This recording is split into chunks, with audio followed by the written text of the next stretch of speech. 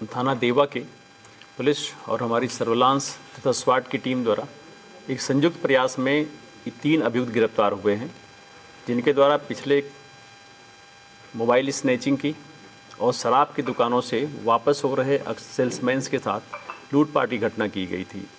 इन तीनों से जब पूछताछ की गई गहराई से तो जानकारी मिली है कि ये पहले भी लखनऊ से जेल जा चुके थे और वहाँ से मई में ये जेल से बाहर आए थे। इनके द्वारा ये सभी एक दूसरे से जुड़े हुए थे। शाम के वक्त अक्सर शराब वराब पीने के आदी थे और शराब के नशे में की हालत में ही ये अक्सर ये घटनाएं भी की हैं इन्होंने।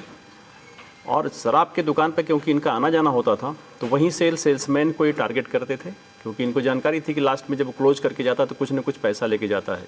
तो इन घटनाओं में कभी 31,000 किसी में 40,000 रुपया था और इन दोनों घटनाओं में इन्होंने उनको रास्ते में ही लूटा था।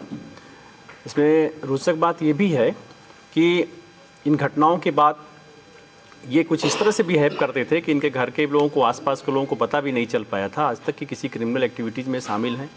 अपने खुद के बहनोई की मोटरसाइकिल भी शामिल यूज करता था, जिसमें क्योंकि वो बीमार था और फ्रैक्चर हो रखा था तो उसे ले लिया कि आपकी मोटरसाइकिल किस काम आएगी, खड़ी रहती है। और कोई अपनी जनपद में आसपास इनकी क्रिमिनल हिस्ट्री ना होने की वजह से ये अभी तक ये वाज पे भी नहीं थे। इस घटना के अनावरण से कम आसपास लोगों को जानकारी मिली कि ये क्रिमिनल एक्टिविटीज़ में थे। हम इनको रजिस्टर्ड गैंग के रूप पंजीकृत भी कराएंगे, लूट के गैंग के रूप में इनकी हिस्ट्री सीट भी खोलेंगे और इनके विरुद्ध गैंगस्टरी कार्रवाई भी करेंगे।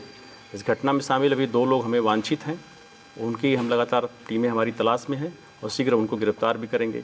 इन घटनाओं से संबंधित जो लूटा गए माल थे उसे पैसे कैश जो 11,001 का और एक में 10,000 बरामद भी हुआ है। मोबाइल बरामद हुई है, TVS मोटरसाइकिल बरामद हुई है और एक घटना में जो प्रयुक्त करते थे तमंचा वो बरामद हुआ है। लोहे की राड बरामद हुई है। तो अच्छी खासी इनसे रिकवरी भी हुई है जो हमें साक्ष्य के रूप में न्यायालय में प्रस्तुत करने में सहयोग करेगी।